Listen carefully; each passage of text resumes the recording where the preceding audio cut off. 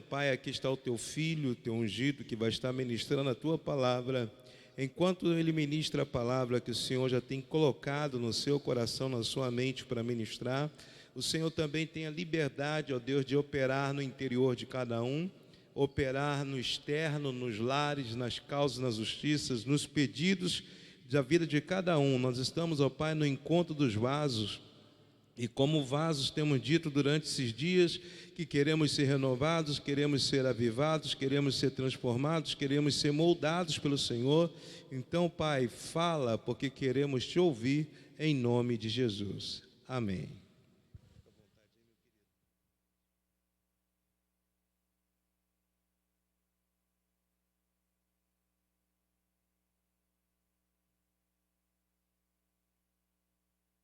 Saúdo a todos com a paz do Senhor. Sou grato a Deus pela oportunidade de estarmos juntos para adorar esse Deus que é maravilhoso. Temos a certeza que Deus, como já foi dito, já tem falado e acreditamos que vai continuar a falar neste lugar. Obrigado ao pastor, aos irmãos. Nós tivemos a responsabilidade, ontem, de poder estarmos aqui. Nós temos por costume de sempre pedir ao nosso amigo o Espírito Santo que nos conduza e nos lembre uma passagem segundo a sua revelação, e assim aconteceu. E eu te convido por gentileza a abrir a sua Bíblia, livro de Apocalipse, capítulo 1, versos 9. Apocalipse, capítulo 1, versos 9.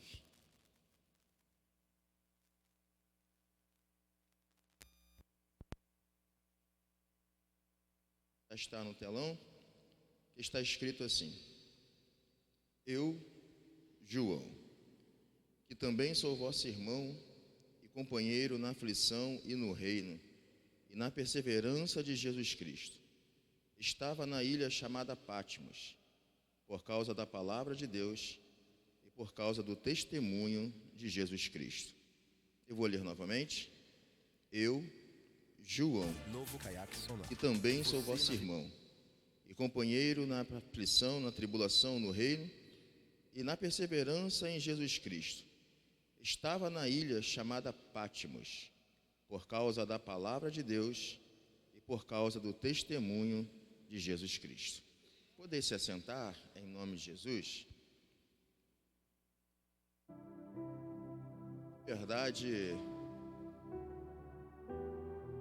é sempre uma responsabilidade nós estarmos falando sobre esse Deus, e eu costumo sempre dizer que a minha mente caduca. Na verdade, eu não consigo compreender e entender esse Deus que nós servimos ou adoramos. Sou grato ao pastor Johnny que nos fizeram essa ponte. Eu falei para ele que pregar depois dele, eu acho que ele pregou domingo passado, retrasado, não lembro, também numa segunda, fica muito difícil.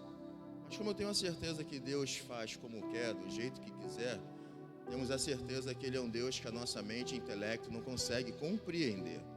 Que Deus é esse que nós servimos? Que Deus é esse que nós adoramos?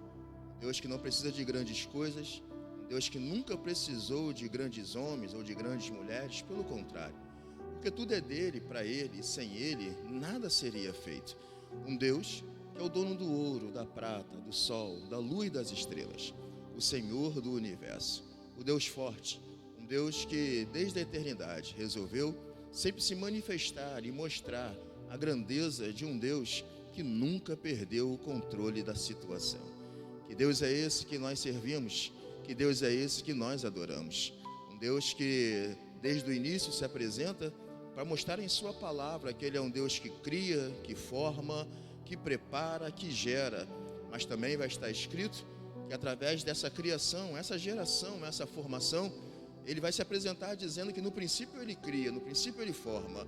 Só que nós sabemos que os primeiros versículos que a Bíblia nos ensina vai dizer que depois de uma criação, de uma geração, vai se apresentar as trevas, tentando atrapalhar aquilo que o próprio Pai um dia criou. Eu imagino o Pai criando e as trevas se manifestando, de repente, para alguém que entrou aqui nessa noite dizendo: pode parecer que os sonhos, os propósitos não irão se cumprir ou se realizar. Só que eu acho perfeito esse Deus tão lindo, porque em suas próprias escrituras ele vai dizer: se no princípio ele cria, se no princípio ele gera, as trevas vão tentar atrapalhar, e quando tudo parece que não tem solução, o próprio Deus vai entrar nas estrofes para dizer: mas o meu Espírito vai pairar sobre essas trevas, e aquilo que parecia que era o fim, vai se apresentar aquilo que o próprio Deus vai dizer. E disse Deus: haja luz, e houve luz. Eu gostaria já de declarar sobre a tua vida, que enquanto nós estamos aqui, o haja de Deus venha se manifestar.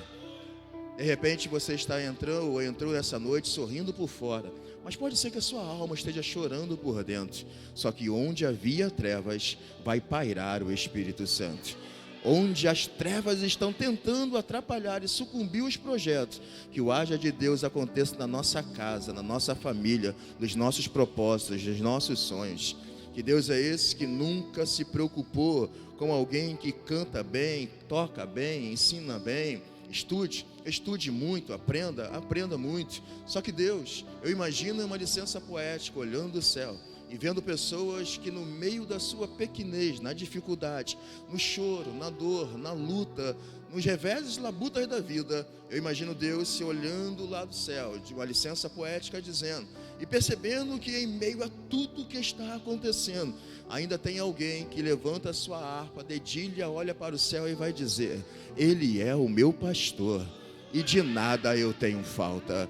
Quando todos estão pensando que não tem solução, eu imagino Deus olhando para alguém do céu e dizendo: fica tranquilo, pois 1000 caem de um lado, 10.000 de outro, mas tu não serás atingido. Ele deu ordem ao nosso respeito. É por isso que 1000 de um lado, 10.000 de outro, e nós continuamos. E é por isso que eu imagino tudo dando errado. Eu ainda pego a minha harpa, olho para o céu e vou louvar ao meu Senhor e dizendo: eu sei que o meu Redentor, Ele vive, e uma hora ou outra Ele vai se levantar ao meu e ao seu favor. Tem dias que a gente não entende o que está acontecendo, e é por isso que tem muitas vezes que estamos dando glórias a Deus, dando um aleluia, só que tem alguém que está como uma corça, ansiando pelas águas, porque todos os dias, pastor, tem alguém nos perguntando: onde está o nosso Deus? As nossas lágrimas têm servido de mantimento de dia e de noite, mas eu imagino Deus se apresentando nas estrofes da literatura para dizer: mas por que te abate, ó minha alma? Espera nele, confia nele, porque nós vamos continuar adorando o Deus da nossa salvação. Se for preciso, quebra o arco, corta a lança, queima os carros no fogo. É por isso que alguns se levantam e caem, e nós, numa segunda-feira como essa, estamos de pé, porque de repente tu entrou, está em guerra, como foi ouvir nessa noite, um vaso de valor, mas que está precisando ser lapidado, pois tem um dia que alguém me prende pelas mãos, me prende pelos pés, está dizendo: canta agora, adore agora, louve agora. Como eu vou cantar e adorar se os que me prendem são esses que estão apontando o dedo e tacando pedra todos os dias? Eu pensei em pendurar a minha harpa num salgueiro, abandonar a chamada, sair do ministério, largar tudo. Só que eu lembrei de onde eu vim, do tempo de Sião, e disse: ai de mim se eu não adorar esse Deus, ai de mim se eu não louvar o Deus da nossa salvação. Eu não sei você, mas se for necessário, pode ser a noite de tirar de nós esse coração de pedra e criar em nós um coração puro. Cria em mim, ó Deus, um coração para sentir a tua presença. Tira de mim, Senhor Deus, esses sentimentos petrificados e me faz novamente mergulhar no oceano do teu Espírito. Que Deus é esse que nunca se importou com alguém que sabe o que é melisma, falsete, sintonia, agudo, harmonia, ou de repente uma exegese, uma hermenêutica? Não importa o quanto tu estude, maior do que o meu e o teu, o nosso estudo sempre será a graça e a presença do Espírito Santo. Eu repito de novo: estude muito, aprenda muito, leia muito, só que é sempre por causa da graça, é sempre por causa da presença. Dons e talentos são emprestados, e se o Pai não fizer, nós não somos nada. Se a presença não se manifestar, nós não conseguimos. Que Deus é esse Esse Deus então sempre resolveu se manifestar em um Antigo Testamento. Só que vai também apresentar-se que por um período de tempo ele resolve não se comunicar. Não fala por boca de profeta, não entrega a revelação, não tem os glória a Deus, não tem os aleluia, não tem mãozinha para o alto, não tem carinha de adorador. Deus resolve agora ficar em silêncio. O povo está batendo cabeça, tentando dizer onde Deus está e onde Deus não está mais se manifestando por um período de tempo. A história ela é tão perfeita que no meio desses 400 anos aproximados, começa a surgir vários grupos, saduceus, essênios, zelotes, publicanos, começa a aparecer vários outros Herodes e outros tentando mostrar onde Deus está. Só que a Bíblia ela é perfeita e ela é linda, porque depois de um tempo de escuridão, de trevas, não tinha profecia, não havia palavra, se apresenta na história um homem chamado Mateus, e vai começar a escrever uma genealogia, e vai começar a dizer que, se fosse hoje, fulano nasceu de Beltrano, ciclano, tetrano. Eu sei que isso às vezes, eu já fiz isso, é chato, às vezes não tem condição de ficar aprendendo tantos nomes. Aí, pastor, um dia eu quis pular o primeiro capítulo de Mateus. Aí o Espírito Santo falou no meu coração, como você pode pular a história de alguém que vai refletir-se no dia de hoje. Eu não entendi o que o Espírito Santo quis dizer, só que na geração ou genealogia de Jesus, tem uma mulher chamada Raabe, tem a Manassés, são pessoas que eram ruins, pessoas que para os olhos humanos nunca dariam em nada, e que todos que viessem dessa descendência também nunca seriam nada. Só que Mateus vai dizer, e de uma geração problemática, de uma família que parecia que iria dar errado, se apresenta e o nome dele é o Emanuel, o Deus que está conosco. Aí o Espírito Santo falou no meu coração, como pode desprezar a sua história, que no meio dessa história que alguém disse, nunca vai conseguir, nunca vai poder, alguém está olhando dizendo, essa casa, essa família, nunca vão conseguir nada, só que Jesus se apresenta na história de alguém, ou na nossa história nessa noite para falar, o teu passado é passado, o teu presente é o início de um futuro,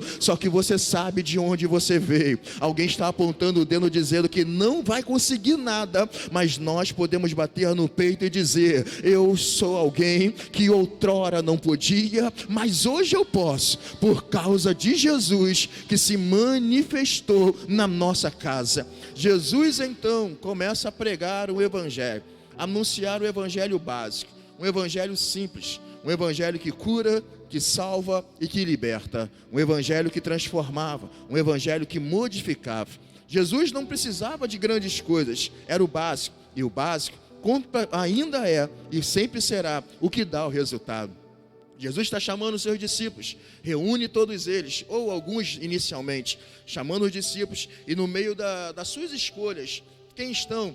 12 homens. Aí a minha mente, como diz os jovens na minha igreja, bugou, porque Jesus poderia ter chamado 12 pescadores, poderia ter chamado 12 publicanos, poderia ter chamado 12 zelotes, poderia ter chamado 12 fariseus, só que Jesus ele resolve não chamar 12 de um grupo só. Aí eu perguntei ao meu amigo, falei, amigo, por que não é 12 pescador? Por que não é 12 fariseu? É simples, porque lembram, lá atrás, fariseu não gostava de saduceu, saduceu não gostava de essênio, essênio não gostava de zelote, zelote não gostava de publicano, publicano não gostava de pescador. Então o que Jesus faz? Ele pega um pouquinho de zelote, um pouquinho de publicano, um pouquinho de pescador, um pouquinho de essênio, e o que ele faz? Põe todo mundo no mesmo lugar.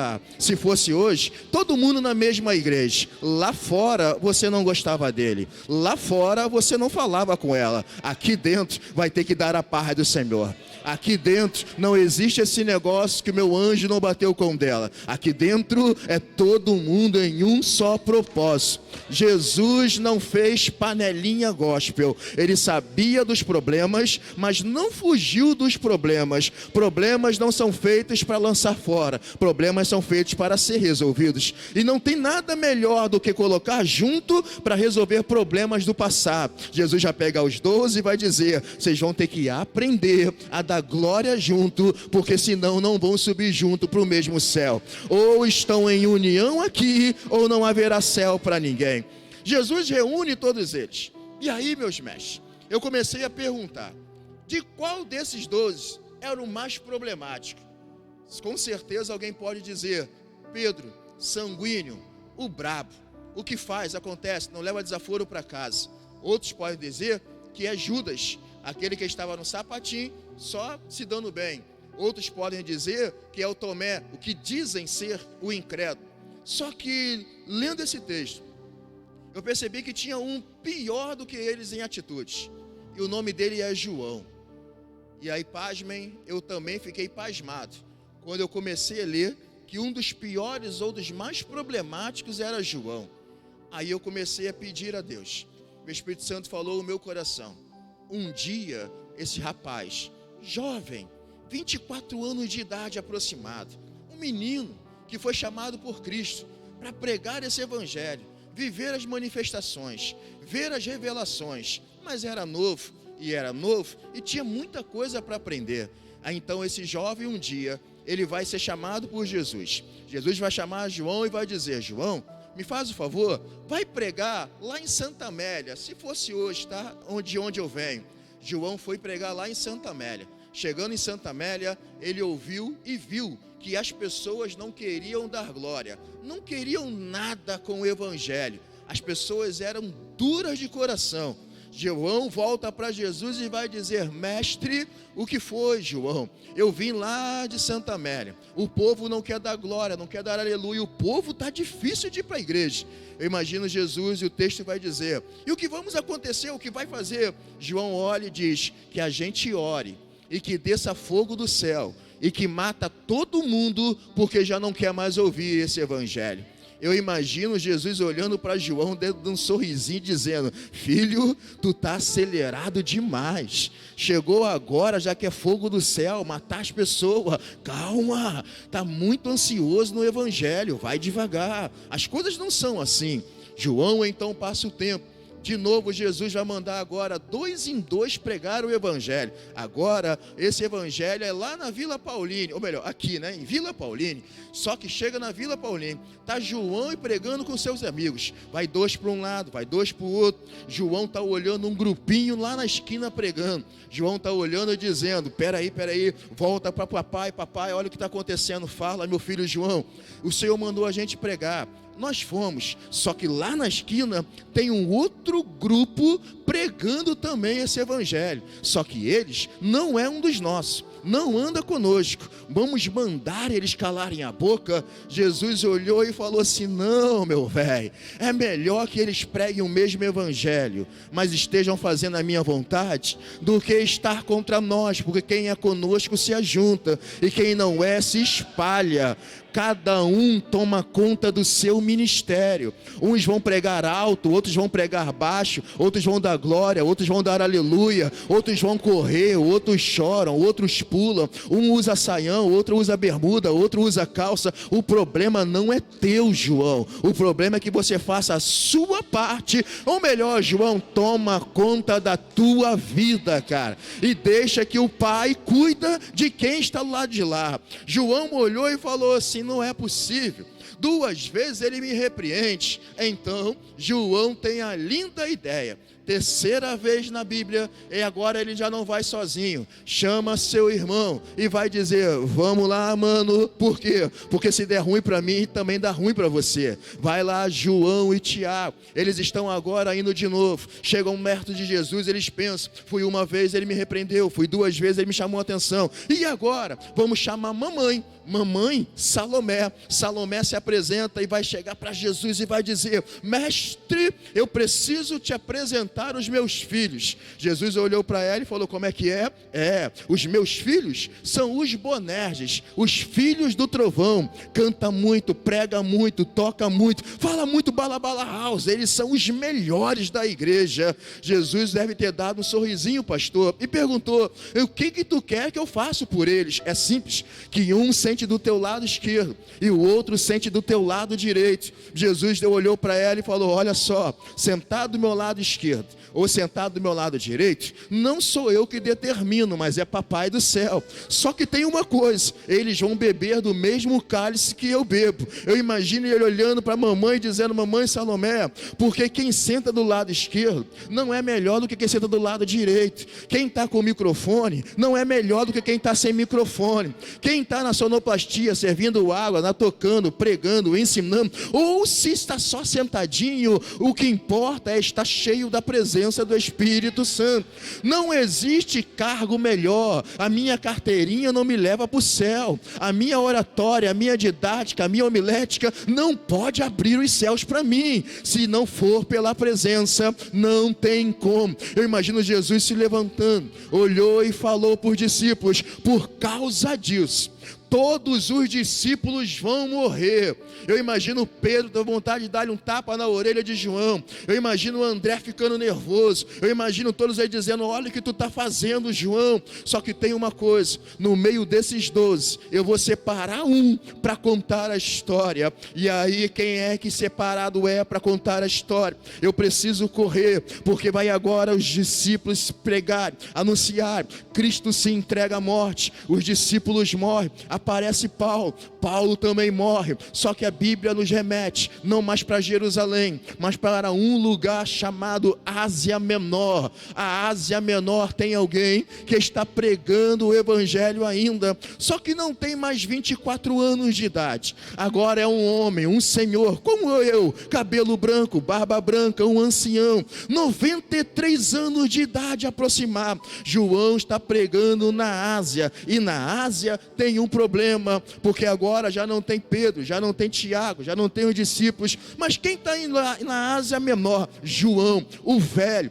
João então está na sua casa. Eu imagino ele junto com os seus discípulos que ele formou, no meio de uma problemática que está acontecendo na Ásia. Jesus ainda tem um recado para alguém que está vivendo a sua história no meio da Ásia Menor. E o que é a Ásia Menor? A Ásia é um lugar de adoração pagã.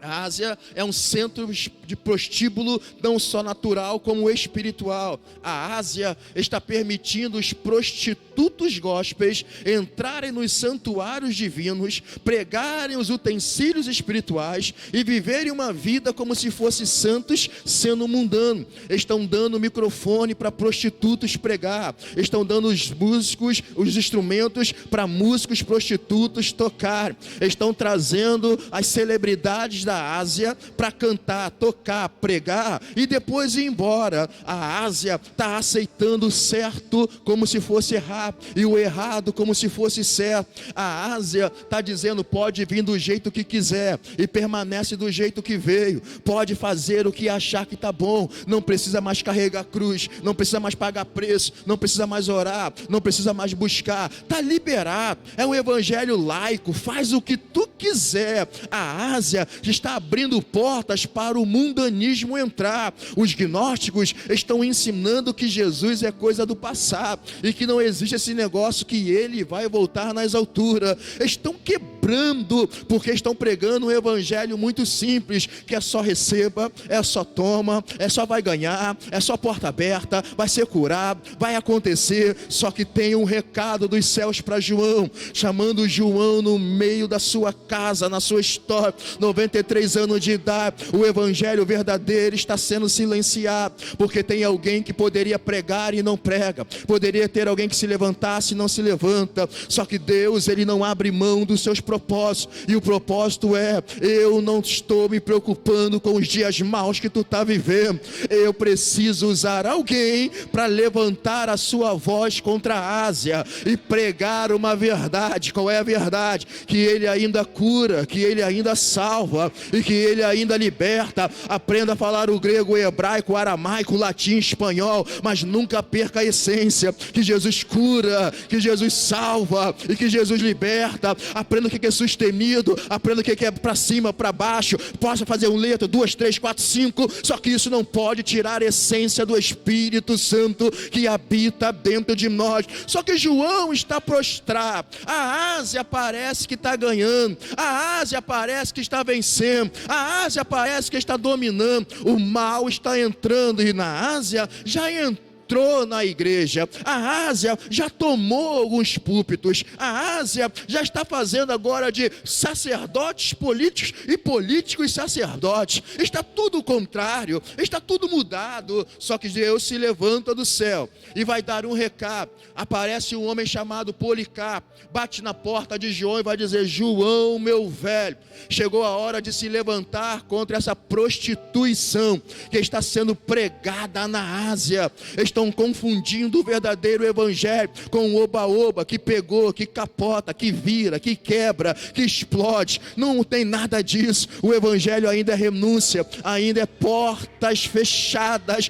para alguém que não conhece a verdade do evangelho. É uma porta estreita, mas que vai levar para a eternidade. Vamos lá, João, vamos voltar a pregar esse evangelho. João está em Éfeso e agora precisa ir para a praça, pregar um evangelho genuíno e verdadeiro. João precisa lembrar de tudo aquilo que um dia ele viu e ouviu do próprio Cristo. Mateus já tinha falado para judeus, Marcos já tinha falado para romanos, Lucas já tinha falado para gregos, só que João ainda não tinha relatado aquilo que ele mesmo viu e ouviu do Pai. Então ele vai para a praça e no meio da multidão, a Ásia dizendo, gritando, adorando a Diana, a Artemis e os deuses pagãos. Eu imagino João pegando seu papel, o seu papiro, olhando para o céu e dizendo: se é para lembrar que ele é, eu preciso mencionar que ele é Deus, que estava com Deus, resolveu habitar no nosso meio, se fez carne e o verbo habitou em nosso meio,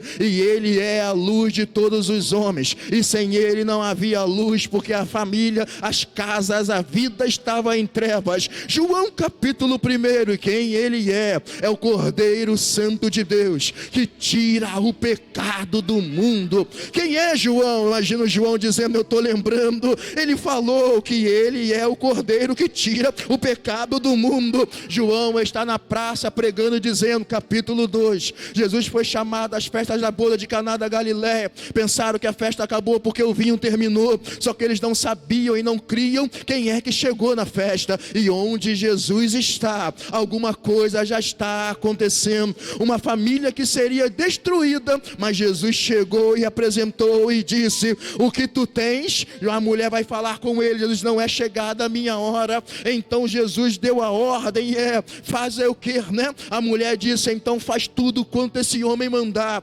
Trouxeram 6 talhas. 6 talhas representam o número humano, domínio e força humana. Então aquilo que o homem não pode fazer, as talhas foram entregues na mão daquele que pode. E o que representa o número 6 na Bíblia: eu só posso fazer aquilo que é cabível eu fazer. Só que tem coisas que só Deus pode fazer por nós. Eu posso vir no culto adorar, eu posso vir no culto louvar, só que milagre é só Ele que pode fazer. Já que você trouxe a sua talha, se for hoje, se você trouxe o teu vaso, é a noite, é o dia de novamente entregar na mão dele, porque hoje tem milagre. João está olhando dizendo: eu estou lembrando. Deixa eu escrever também, João capítulo 3, versículo 3, é necessário nascer de novo. Mas como é que é, Senhor? Não é só nascer do ventre de mamãe, é nascer do alto em espírito, em verdade. Quem rouba não rouba mais, quem xinga não xinga mais, quem mentia não mente mais. É impossível ter um encontro com Jesus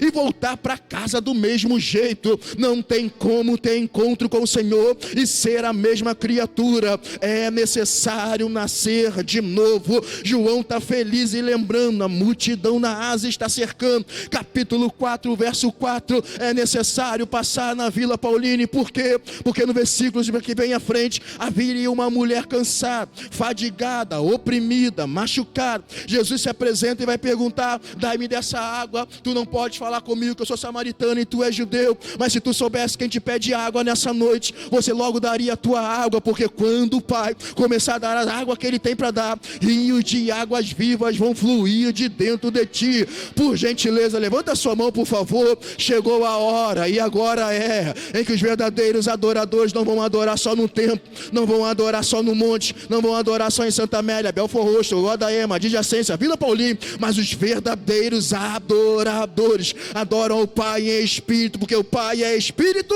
e é necessário que os tais o adorem adorem como Ele é. João lembrou, capítulo 5, 38 anos na beira de um tanque, pensando que acabou os sonhos, acabou o propósito. Jesus chega para ele e pergunta: queres sair deste lugar? A resposta do homem é: todas as vezes que eu penso em ir, vem alguém na minha frente. Jesus deve ter dito para ele: eu não estou te perguntando nessa noite qual é o teu problema. A minha pergunta é se você quer se levantar e sair deste lugar de paralisia. Se quiser, levanta e anda. É a noite de levanta e anda. João lembrou, capítulo 6, ele sobe ao monte. Lá no monte, o que vamos fazer? Despede a multidão. Jesus não vai despedir ninguém de mão vazia. E o que temos nessa noite? Poucos pães e poucos peixes. Eu imagino Jesus dizendo que é pouco para você, dá nas minhas mãos, porque é aquilo que você não pode fazer, porque nunca se prendeu à quantidade, mas se tiver qualidade na sua oferta, hoje tem milagre para o meu lado esquerdo, hoje tem milagre para o meu lado direito. João lembrou, capítulo 7, voltou para casa e os seus não o receberam. Se fosse eu, já tinha parado, porque eu quero parar, porque ninguém gosta como eu prego, como eu canto, como eu toco. Tadinho, vou ficar caído, vou largar o evangelho. Jesus sacode a poeira dos pés, levanta a cabeça e vai dizer: não é porque alguém não gosta do que eu faço que eu vou parar de fazer porque ele não gostou. Eu vou continuar pregando o evangelho, que Jesus cura, que salva e que liberta. João capítulo 8, uma mulher foi pega em adultério, a lei mosaica diz que ela tem que ser apedrejada. Jesus está abaixado, levanta e pergunta: quem não tem pecado, atira a primeira pedra. João 8, versículo 11, Berticele: mulher, onde estão os teus acusadores? Ela olhou e disse: não tem mais, disseste bem. Isso é o evangelho. Vai e não peques mais. Isso é novidade de vida, mudança de vida. João, tá bom, João? Então deixa eu só lembrar, no capítulo 9, Jesus está passando, alguém olhou o cego e disse: Senhor, quem pecou para que nascesse cego? Foi ele ou foi seus pais? Jesus deve ter dito: nem ele pecou e nem eles pecaram. Isso tudo está acontecendo na vida dele, 21 de outubro de 2024, para que eu me manifeste. Nem tudo é o diabo, nem tudo é o inimigo, é Deus se preparando, te apresentando para se entrar na hora certa, no momento certo e o milagre acontecer. Eu continuo lembrando João capítulo 10, ele é o bom pastor, e o bom pastor dará a vida pelas ovelhas. O ladrão veio roubar, matar e destruir, mas nessa noite ele veio para que nós tenhamos vida e vida com abundância. João capítulo 11, eu imagino dizendo: Jesus, se tu tivesse aqui, o teu amigo Lázaro não havia morrido. Eu já falei 10 capítulo 11 com esse, tu ainda não entendeu o que Jesus está dizendo? Ele é a ressurreição e também é a vida. Aquele que crer nele, ainda que esteja morto, viverá. De repente você entrou e tem alguma coisa que pareça que está morto na tua casa, na tua família, nos teus sonhos, no teu projeto. Só que hoje eu declaro sobre a tua vida: não haverá morte. Jesus chegou na Betânia. Hoje a promessa é vida, ou ele é a ressurreição e também a vida. Outro dia, se nós tivermos condições, nós damos continuidade. Mas era para João bater no peito e falar: uhul, prego muito, sou o cara. Só que eu corri, acelerei, passei a marcha quinta para chegar onde o Espírito Santo mandou. Porque depois de pregar um lindo evangelho, João, depois de anunciar a verdade, sem precisar de mecanismo, sistema, sem precisar de manusear qualquer palavras para que alguém sinta a presença, João está agora anunciando essa verdade. As pessoas estão vindo ao encontro, largando as feitiçarias, a adoração de Diana e Artemis, batendo no peito em forma de arrependimento e dizendo: eu quero esse Deus. A Ásia está ouvindo esse evangelho e se convertendo. Só que aqui entra a história, porque todo aquele que é chamado para ser vaso vai passar por momentos que não entende porque Deus faz algumas coisas. João foi chamado por Cristo para pregar o evangelho. Ao pregar o evangelho, vai viver situações que nunca imaginou viver. Um homem de 94 anos de idade aproximado. Agora esse evangelho está chegando no palácio. O imperador Domiciano está olhando e dizendo: que homem é esse que continua pregando que Jesus cura, que Jesus salva e que Jesus liberta? Acaba com esse culto. Acaba com essa segunda da vitória. Acaba com essas irmãs de mesa de oração. Acaba com esses ministros de louvores. Acaba com essa igreja. Porque essa igreja não se vendeu. Essa igreja não se rendeu. Essa igreja não se prostituiu. Acaba com ela. E primeiro, acaba com João. Vai prender João. João, eu imagino ele olhando para o alto e dizendo: Senhor, eu só preguei a tua verdade. Eu imaginei dizendo: eu sou um vaso, assim como foi Paulo, escolhido por Senhor para pregar esse evangelho. Onde João está indo agora? Para o palácio. A história vai dizer que prepara um caldeirão, e nesse caldeirão coloca azeite e coloca fogo. João está lançado vivo dentro de um caldeirão fervente. João foi lançado dentro de um caldeirão que queimava, ardia. Domiciano, se naquela época tivesse fogos, ele deve ter soltado fogos, deve ter dito: matei o adorador, matei o crente, matei essa irmã que está vivendo dias de luta, dias de guerra, mas não desistiu de pregar e de viver esse evangelho. João está lançado no caldeirão. Domiciano, acabamos com essa igreja, acabamos, vamos levantar tudo para destruir esse ministério.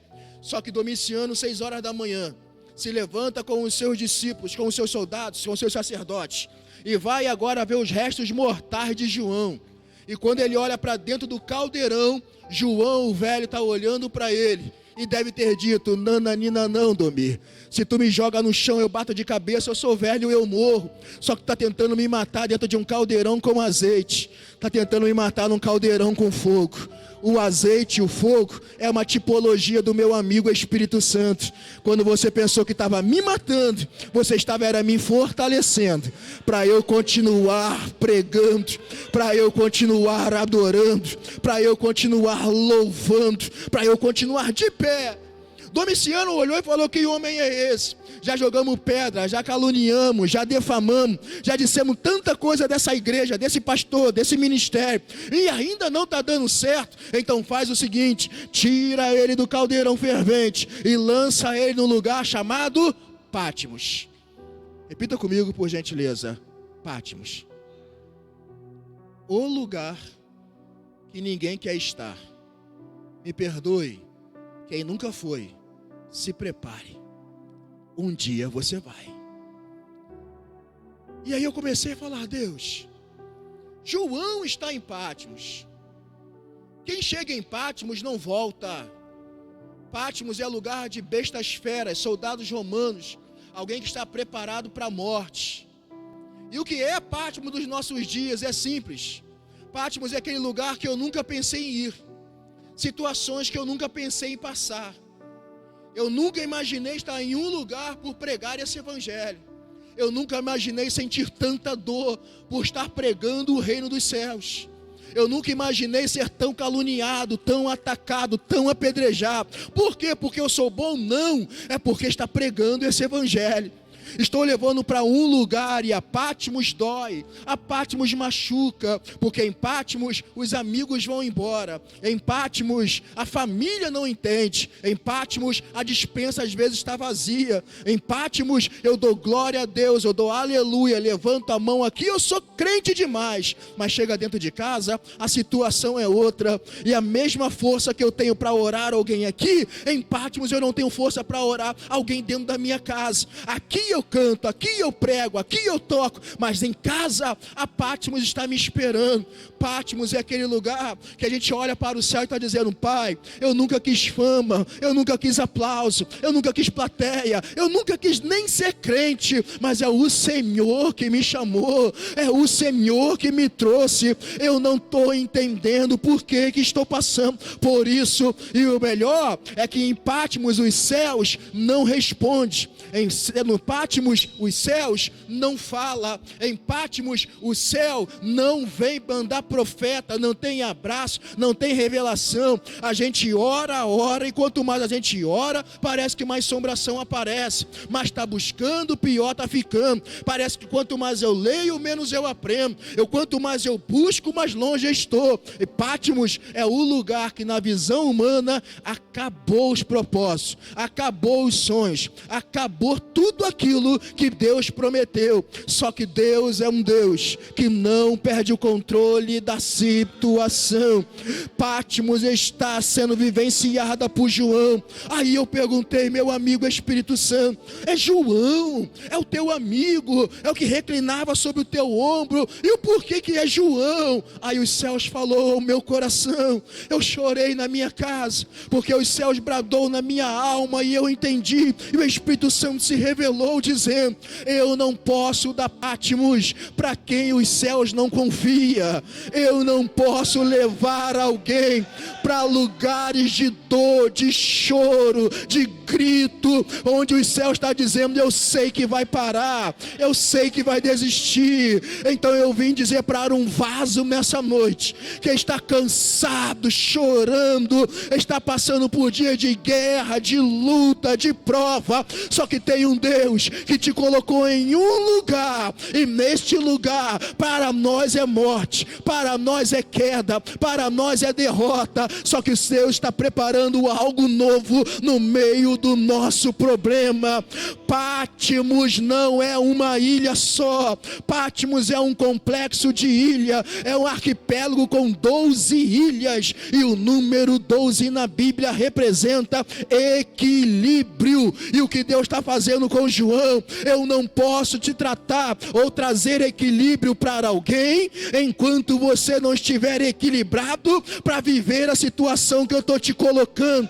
Você não pode tratar alguém enquanto você não for tratado. Você não pode falar de amor se nunca amou. Tu não pode falar de perdão se não perdoa. Você não pode falar de guerra se não está na batalha. Então não é o diabo, não é o inimigo, é o próprio Deus dizendo, eu vou te colocar em um lugar onde os teus dons não tiram, os seus talentos não tiram, a tua pregação não tira, o teu louvor não tira, Bíblia não tira, jejum não tira, pastor não tira. Tu está falando heresia, eu estou dizendo que não. Eu estou dizendo que quando é o diabo que leva, o Deus tira. O problema é que em Patmos é o próprio Deus nos levando e nos colocando em um lugar quieto, desolado e pensando que é o fim. Só que em Patmos tem pessoas também que estavam para a morte. Então enquanto João pensa que é a sua morte, Deus está levando João para um lugar onde tem pessoas que precisam de um equilíbrio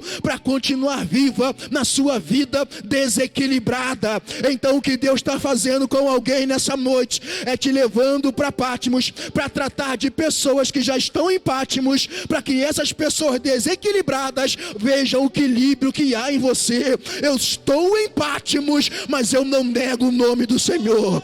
Eu estou em Patmos, mas eu não nego a palavra da verdade. Está tudo dando errado, mas eu ainda elevo os meus olhos para o monte, de onde vem o meu socorro. Está tudo indo de mal a pior, mas eu ainda estou em Patmos, dizendo eu sei em quem eu creio, e eu continuo vivendo essa verdade. Patmos dói, a vontade de chutar o pau da barraca, sair correndo, gritar e sumir. Só que os céus estão levando alguém para um problema e dizendo, suporta. Eu perguntei, Deus, mas é João. Aí o Espírito Santo falou, eu sei.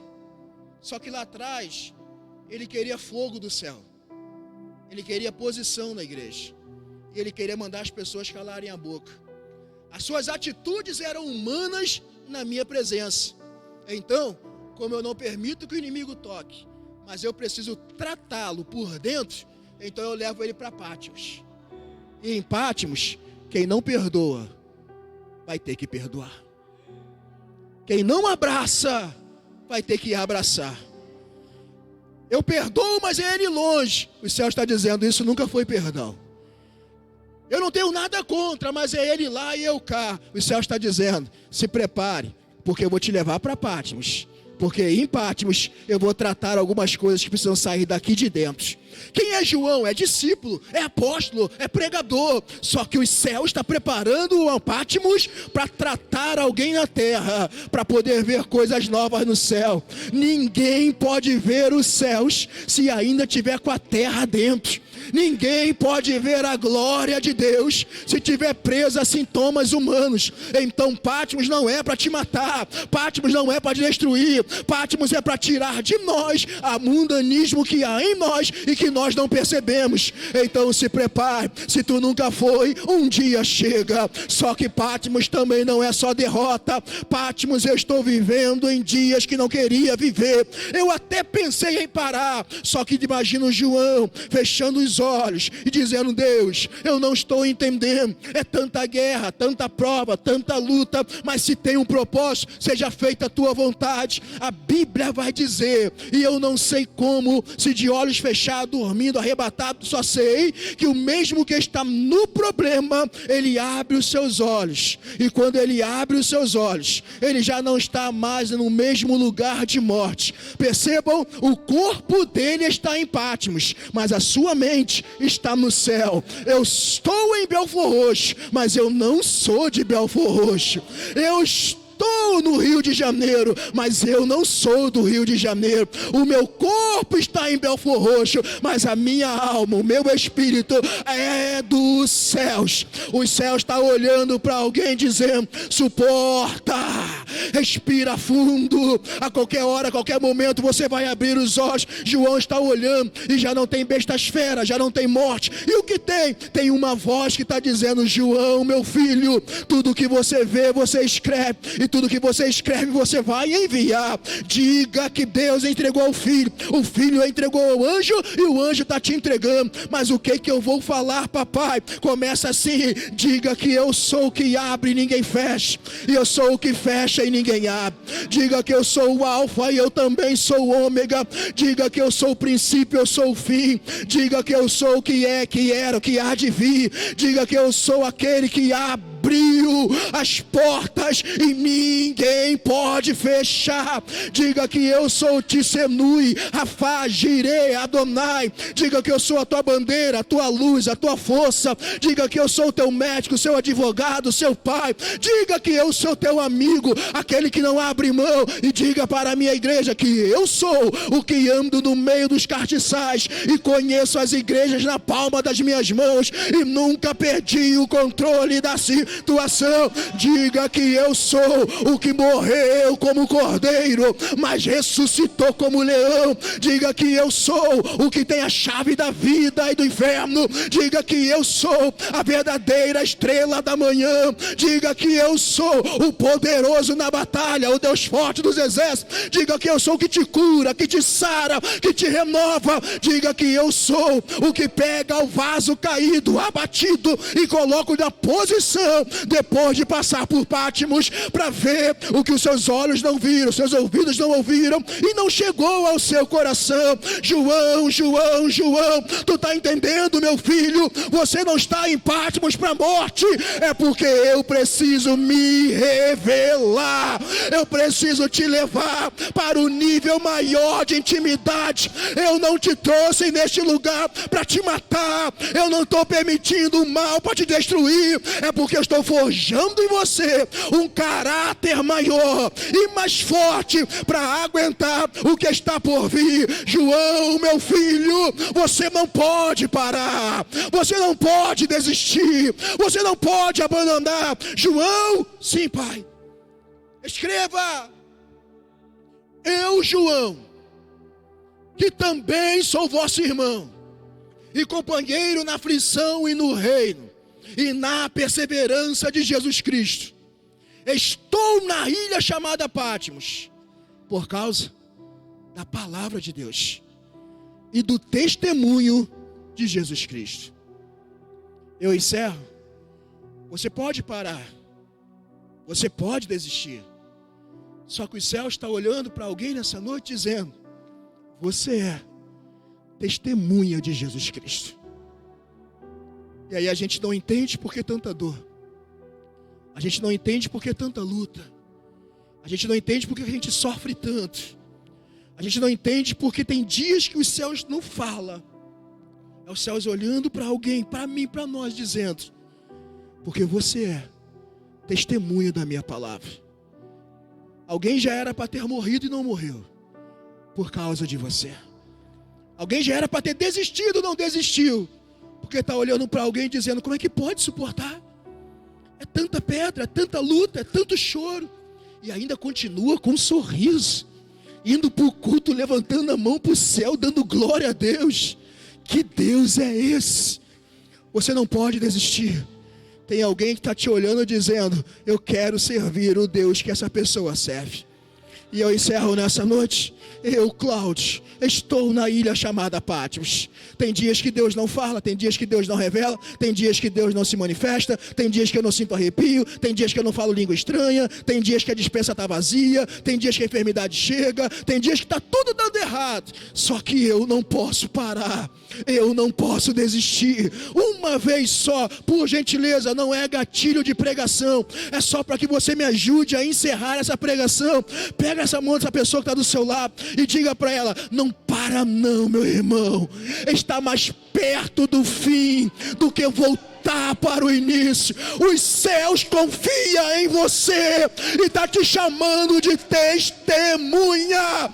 Não é por nós, não é por ninguém, é porque os céus estão dizendo: não para não, não desiste não, enxuga a lágrima, levanta a cabeça, estufa o peito, pega a tua espada, volta a orar, volta a jejuar, volta a buscar, volta a se consagrar, vai para a guerra, para de ficar prostrado, chorando, desanimado. Os céus estão olhando para alguém dizendo: você é minha testemunha, eu estou aperfeiçoando o meu poder no meio da tua fraqueza. Mas nessa noite a graça dele pega os nossos vasos do encontro de vasos para dizer: hoje a minha graça é derramada sobre esse vaso, a minha graça está sendo a libertação desse vaso, a minha graça está revelando para este vaso que pensou que já era o fim, mas hoje é a noite de eu bater no peito e aprender com João. Estou em Patmos por causa da palavra.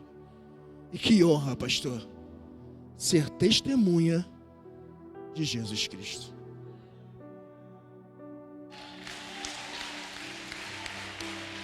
Aleluia! Quantos receberam essa palavra? Quero te convidar a se colocar em pé.